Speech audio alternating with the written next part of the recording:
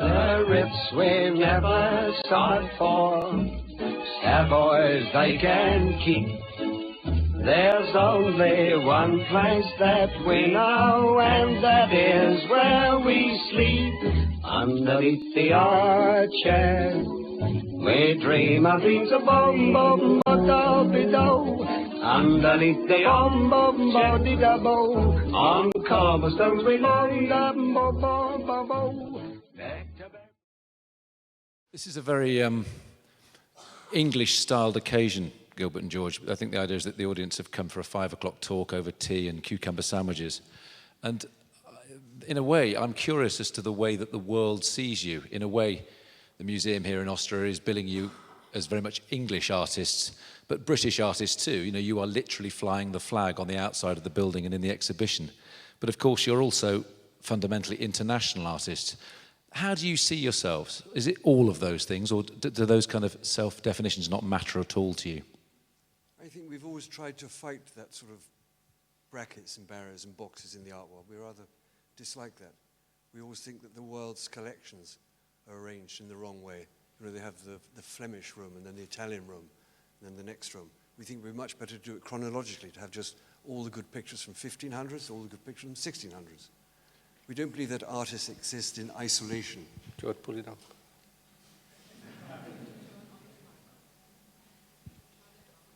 You had it, so you gave it to George, so it must be on. Sorry. I think you should. Very good. Very simple. For us, it's much more simple because we just want to be the best artist. We don't care if we are international or whatever it is. We want to be the best. George, you can repeat the point you were making. Sorry, now the microphone's working. I think that you have to hold it up. Take that every which way you will. But just repeat that point. We just think that all the ideas that artists are the Flemish and the Dutch and the different movements in the national museums of the world should change that and just do it chronologically. So you just see a room of 1,500 pictures, the best ones from 1600, 18th century, 17th century, because all of the good artists from the Scandinavian countries did some of their best work in the Mediterranean, and it's all mixed up, the art world. It can't be seen in terms of nationality like that.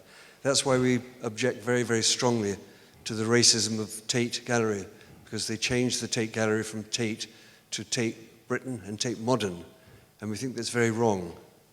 I don't believe you can do art by passport. If they have a Tate Modern, then the other one should be called Tate Old Fashioned. Yeah. And if one's called Tate Britain, the other should be called Tate Foreign. Yeah, it feels you have a modern artist and you have English modern artist down there. They have a different kind of category. And we don't believe that. We don't only believe in good or bad artists. That's about it. And that is for international always, no? When you think of the famous artist, you don't think, oh, Italian or this or that. It's just you like that one. Huh? That's what's important to us. Even the Paris school, most of the artists were from all over the world. Many weren't even from Paris. But more and more now they're trying to divide it up into German artists, the English artists, the Dutch artists, American artists, Indian artists, Chinese artists, and we don't believe in that. We don't only believe the visionary artists that are able to speak today. What was the British or the London art world like when the two of you first came together in the late 60s at St Martin's School of Art? What was the scene then? Well, I think the world scene at that time was just minute. There was a little 2 or 3 galleries in London, most of which only showed overseas artists.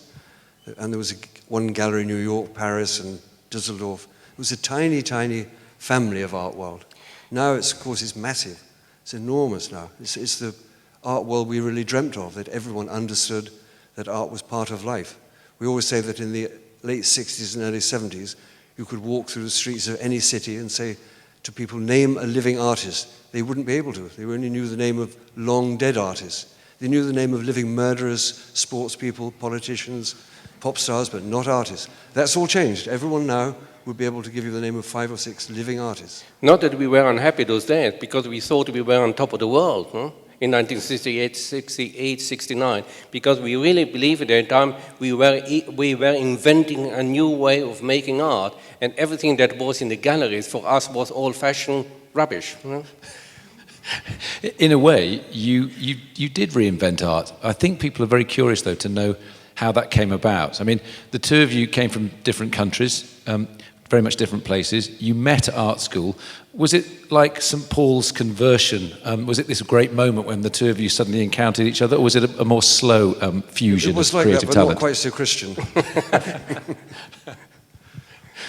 No, I think we had an enormous luck from the very beginning, really. Just enormous luck. Very often bad luck leading to good luck. Just after leaving college, there was announced that there would be an international traveling art show called When Attitudes Become Form. And wherever it landed in a city, a local curator would be asked to add 3 or 4 artists to the exhibition. And it was coming to London, to the ICA. So we were very, very excited because we knew the person who was selecting the artists and he knew us. And then, to our amazement, he didn't choose us. So we were thrust into enormous doom and disaster. And we thought, there's nothing we can do. This unique opportunity is going to pass us by. We're lost forever. And then we thought, we'll have to do something about it. All we could do about it was to gate crash the opening, private view, with our heads and hands with the multicolored bronze paint, and be living sculptures. And we did that and entirely stole the show. It was an enormous success. And that evening, one of the leading art dealers in the world, Conrad Fischer of Düsseldorf, invited us to join his gallery. So it was, again, bad luck leading to good luck. But it was not only that, because at the end of 1967, when we finished St. Martin's School of Art, we were left stranded outside, alone, no? And we still wanted to be artists without a studio. No? We wanted to be artists, and so we have this visionary idea that the living sculpture could be without a studio, without a gallery, without anything. Just walk in the streets of London, you could be art. No? And that was this idea that we became the living sculpture that didn't need a bronze sculpture or metallic sculpture or plastic sculpture. We were able to create an entire world with us inside that one. And that was the biggest invention for us, now, that we were able to speak of our emotional feeling, that we felt being alive. That was a big sculpture for us. Are you still living sculptures? Are you a sculpture here today, this afternoon, for this audience? We will ask these good people later. But we are still the artists speaking. We are leaving what you call big pictures behind it, but it is us speaking to the viewer in different forms. So we never changed from that. So when you decided you were going to work together, it's interesting you just said that when you left art school you felt very much alone. I think a lot of students do, but you had each other. But do you think deep down you thought you might work together for a bit and then go your own separate ways? Or did it seem clear from very early on that you would always work together? We weren't conscious at all. It's more like something that came over us, like a cloud. I think we were already creating art together and people were commenting on that before we realized it, really. I think it was all circumstances, because most of the students at St. Martin's School of Art had plans to become artists. They would work at becoming an artist.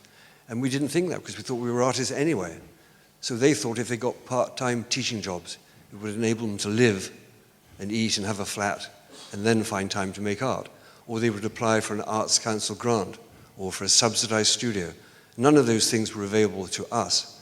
And so we were the artists. It was extraordinary. It was much better. Not only that, because even in some way two people became a fantastic composition. One is not so interesting. No?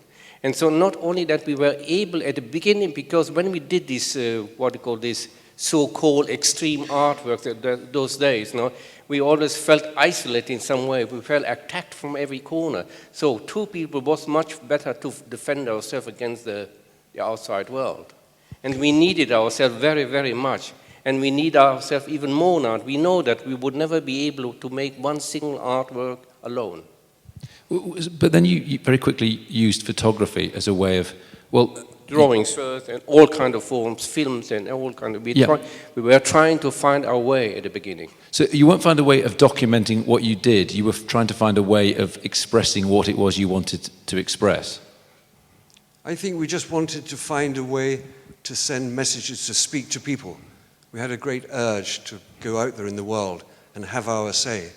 We always say that it's no good leaving the future to the politicians and the church and the police. It's up to everyone to make a contribution and take things forward, because we are so privileged because of all the efforts of the long dead, all the things that people are dead and fought for us. It's up to us to be grateful for that and take it forward. We try to do a kind of moral art, We are not involved in doing what they call doing abstract art. We wanted to be a human art that was part of a morality or change in the world. That was always our intention at the beginning. And we wanted to make it international and universal and cutting across class and creed and color. So we were only dealing and addressing the great universals: death, Hope, life, fear, sex, money, race, religion. and that's about it. That's our palette, you could say. But it was very interesting at the beginning.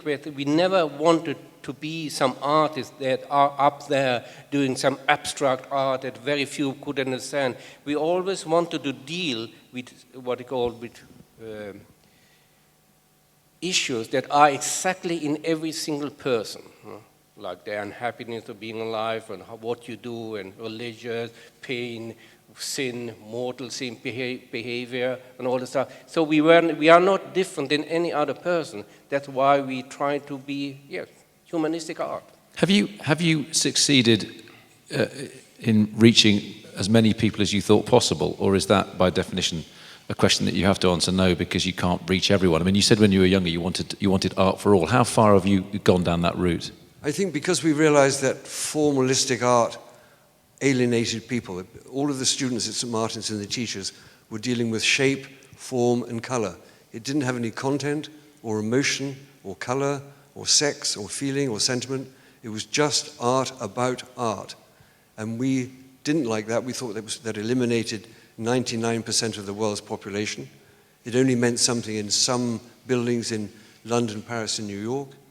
And it was excluding people. It was cruel to people. And all of those artists and students believed that they were superior. And the fewer people understood what they were doing, the more superior they felt. And they also believed that all the people outside of the art world, all the people on the streets and driving the cars and in the factories, were stupid and had no value. And only people who were refined and special meant something. And we fought against all of that elitism. We wanted an art for all. And then we realized that we wanted to make an art that is visually very powerful, that what we call in your face. And we wanted to seduce the viewer, and then first they have to what we call be seduced, and then we can deal with all kind of what we call campaigning artists, we always used to call us. So campaigning. So, by the way, I love the fact that when you're answering a question about art for all, there's a little baby crying in the distance. I mean, that's pretty good. You've got the youth sorted out, and probably a whole demographic spectrum too. This idea, though, of the eliteness of the art world. Do you think that has changed? Has the art world become broader? I mean, you said it's got bigger, but has it become broader and more outreaching? Yes, more and more people go to more and more galleries and museums than ever before. Maybe except for the 19th century, when it was enormously active as well. But we had to experiment at first. We didn't have our own form on leaving college. We didn't run out of college and buy half a dozen canvases or a bag of plaster of Paris. We wanted to we experimented at first. We did huge charcoal on paper sculptures, which were copied from negative images. And people loved them so much for their texture and their color and the edges of the paper and things, that we stopped because they weren't getting what we were saying to them. They were getting the form was no good. So we changed that. Yes, we cut our artistic hands off. So it's very important. So in a way, you were afraid that the fact that they were perceiving these objects to be beautiful art objects. As aesthetics, yes. And then we realized the power of the negative. People always say photograph, that you take photographs. Without being too stupid, you don't actually take a photograph. When you press the button, you take a negative. Yeah? And we realized the power of the negative, because if you take a family to a museum, a national museum, and you pass a marble nude, there's no problem. If you pass an etching of a nude, there's no problem. An oil painting of a nude, there's no problem. A tribal African explicit sexual sculpture, there's no problem. In the next room, if there are life-size photographic images of naked people, there will be a problem. There will be signs up. Yeah? Because it's more truthful, it's more actual,